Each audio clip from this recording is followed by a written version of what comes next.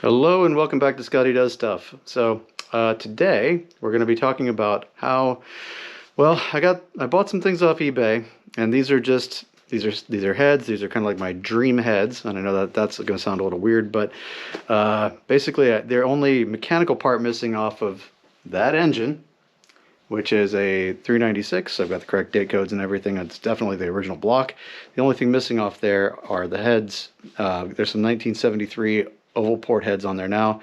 They're fine. They're doing the job, but I wanted to get the engine 100% back to, you'll never find the originals, but as close as I could get.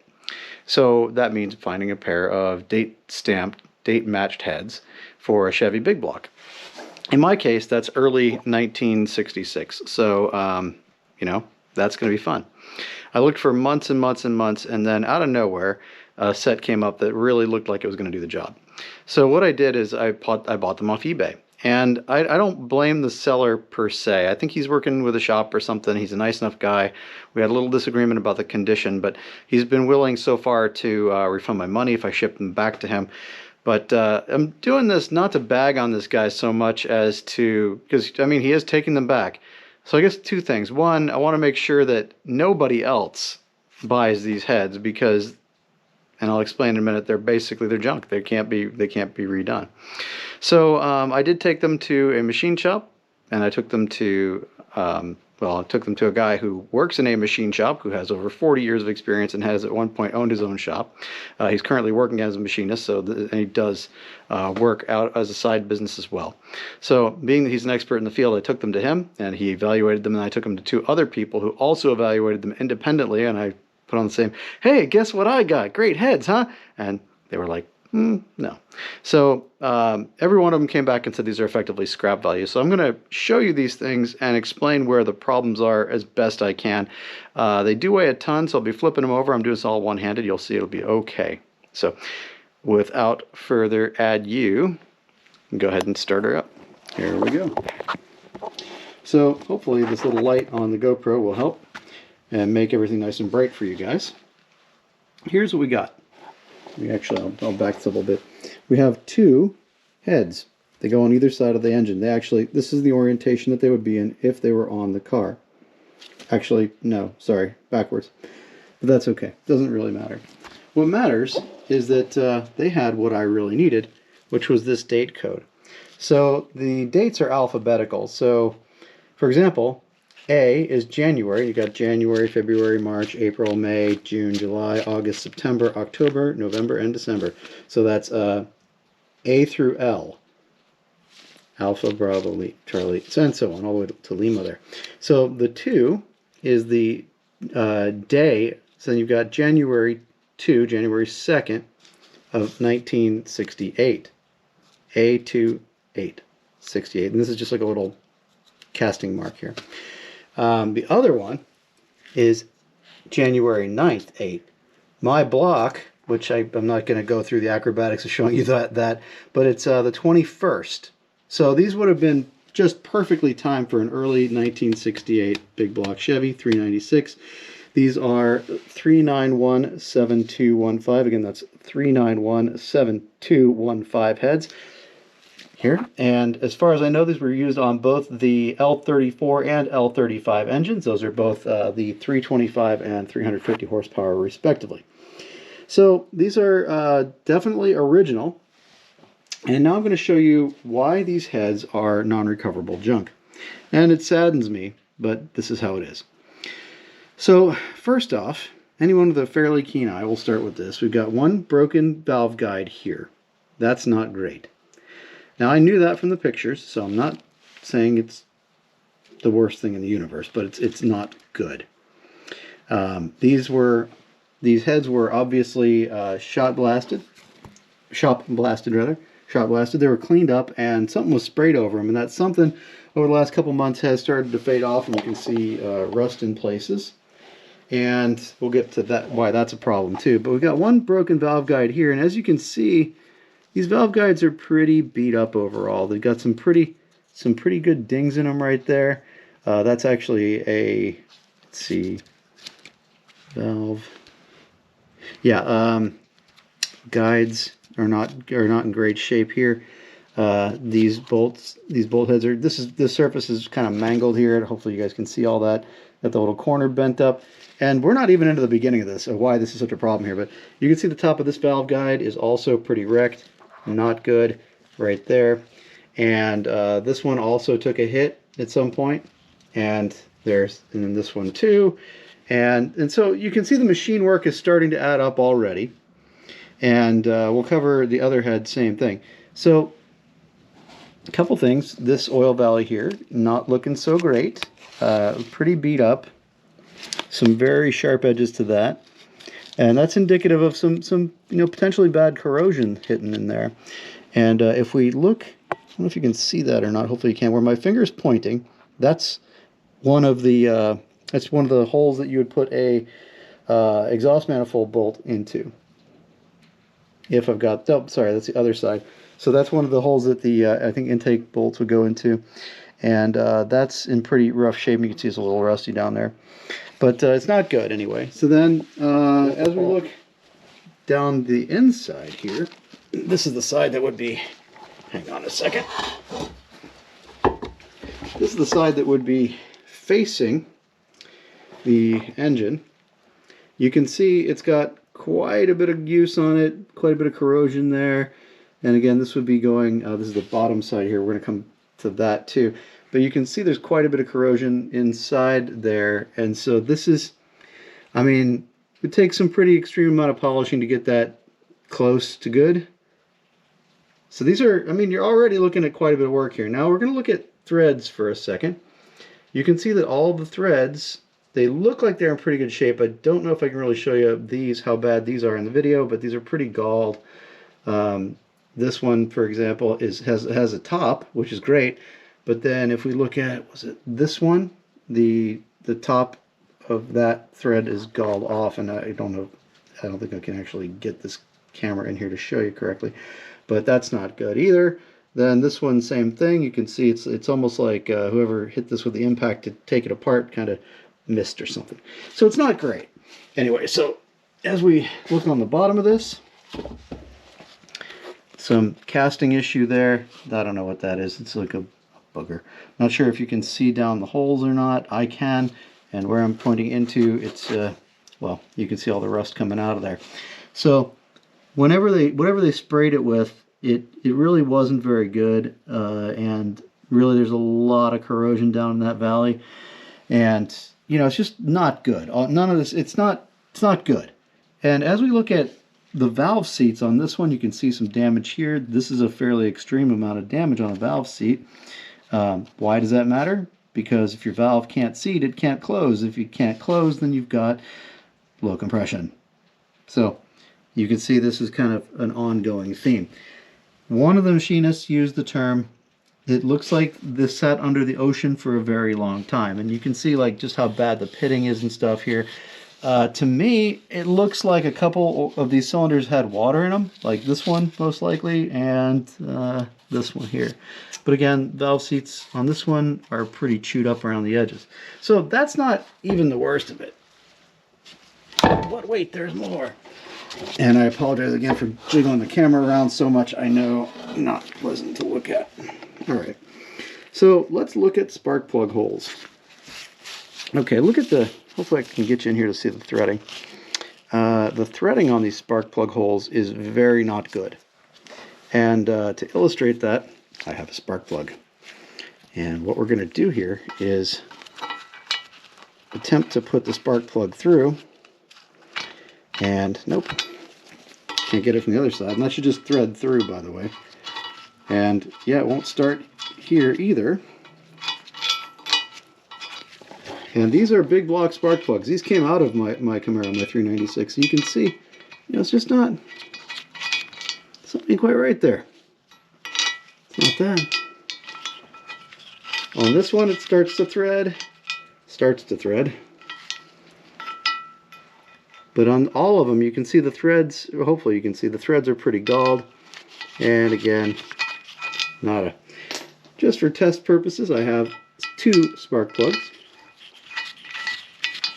neither of which will start easily on any of these holes. So, and these are AC Delco R45TS. Anybody who's worked on a big block will tell you that's what these are, and these again came out of the Camaro. So now this one was the most interesting because if you, hopefully this shows up on the camera, but yeah, there it is. You can see there are no threads at all in there. So the threads ought to be about where the tip of that is now, and there are no threads left. So this is, you can see the corrosion there. There's nothing. If you wanted to fix something like this, you can't just, add a little material. You have to core that. You have to put in what's called a helicoil, which kind of might fit, might hold up a little, but then that's no good, right? And with the damage that we see to some of these other threads, like this one, you can tell like we're already in pretty bad territory here, because like that, these threads are gone. What's left of that there, and this is where the exhaust manifold goes in, and you can see very bad condition here, obviously taken out with some power tools, and that's okay. You got to get them apart somehow, but just the same, when you look at the condition on these threads, it isn't good, and it's going to be a lot of helicoil work, which means means not bad, but it also means not as good as new. So when something's not as good as new, well, that means it's not going to last as well. So let's go ahead and have a quick peek at the other one. All right. So, using my new spark plug pointer, 1 bad valve guide, 2 bad valve guides. This valley entry is chewed up, but not nearly as bad as the other one was chewed up, which seems good. A lot of the holes for the rockers and the threads are actually not too terrible on this one. And, overall the valves are in better shape. They're not as beat up. But also on this one, we have a bigger lurking problem. And I'm just going to have to do my best here to show it to you without, I don't want to flip this onto the ground. Because like I said, the guy's going to put them back out. And I will be posting this video. If he tries to relist these as good and tries to charge $800 for them again, or any amount of money really, I will definitely be posting this on his page and on his ad and everywhere else so that nobody else gets burned with this stuff. But yeah, you can see the valve seats here are actually in, this is what a valve seat looks like when it's not in terrible condition, kind of round, but it's not perfect by any stretch of the imagination. And you can see all the way around, fairly beat up. And again, pretty heavy amounts of corrosion here. This one not as bad as the other one, which leads me to believe these are off 2 different engines. Typically, the head dates will be, identical or very close. These are close, but given the differences in the condition, I would definitely say we have 2 different engines here. Here again, I'm not sure if you guys can see down in these valleys, but I'll just jam my finger in there. Here, we're getting a lot of rust out of that valley inside. Not good. And I really wish I could get the camera to focus in down in here, because it is rough down in there. Basically, I'm seeing so much scale in this hole. Look at that. I'm seeing a lot of scale in there, and I mean, it looks almost plugged. So that's your water jacket. This is where water would flow through, here and here and here. And where it's all, bad like that, that means that you're not going to have good water flow. Or you're going to be filling the rest of your engine and your radiator and everything else with trash. And you're going to be flushing your radiator over and over again to use these things, unless you have them gone through, and then they might not be able to clear all that out. In fact, most shops can't. I don't know any way to, actually. So here again, the valleys are pretty pitted up on this, not great. You can see where the valves did not have great lives living inside here. Sorry, that was not a very good angle for you. Try that. So that one's not too bad. That one's not too bad. That one's pretty dinged up. And actually, that one looks like it might have been worked already. Interesting. So one thing I wanted to show you about this too, and we're going to continue our top side view here. Have a look at my lovely toolboxes.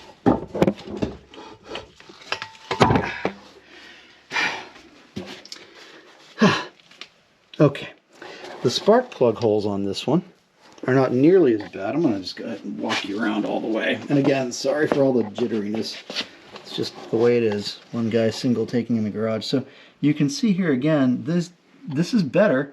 But then if we look down in some of these valleys, they're incredibly rusty and pitted, and whatever was thrown on here as a spray has already started to come off. On this one, the spark plugs do start, which is marginally better than the other ones where the spark plugs wouldn't even start in the holes. That's not, yeah, that one's starting, but it's not good. And you can see down in there, the back side of this is pretty chewed up, pretty mangled. So yeah, these heads have had a really rough life, whatever they came out of. And based on all that, and here's the real problem.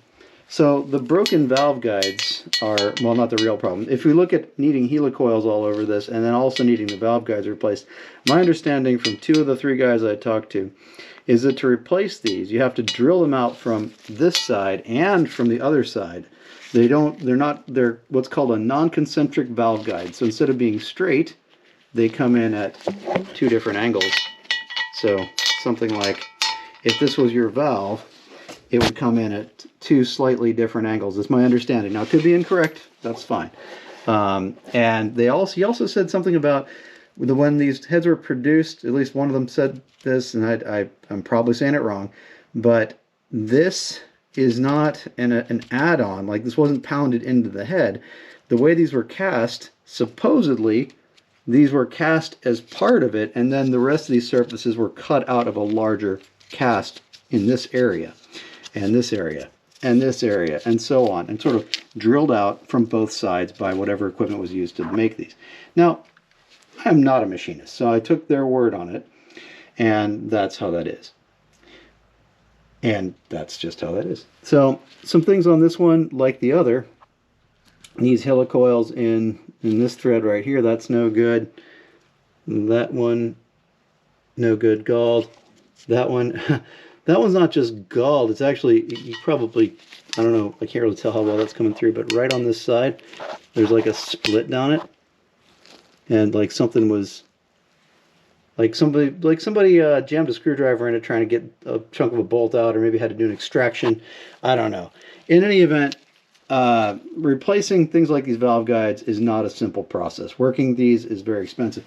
I was quoted between $1,800 and $2,500 to work these heads, and that's putting helicoils in them, and it's replacing the 3 broken valve guides, sorry, there were 6 that need to be replaced. So 1, 2, 3 completely broken ones, 1, 2, and I think it was this one, 3rd damaged one. So between $1,800 and $2,500 to work these heads, and that's on top of the $1,000 that I spent getting them shipped to me. And there's just a point where, as much as this matters, as much as this date matters to me, and as much as this date matters to me, it doesn't matter that much, because you're halfway into a fully rebuilt engine. I can buy brand new big block Chevy performance heads for less money than that, fully built and ready to roll from Edelbrock, Harley Edelbrock.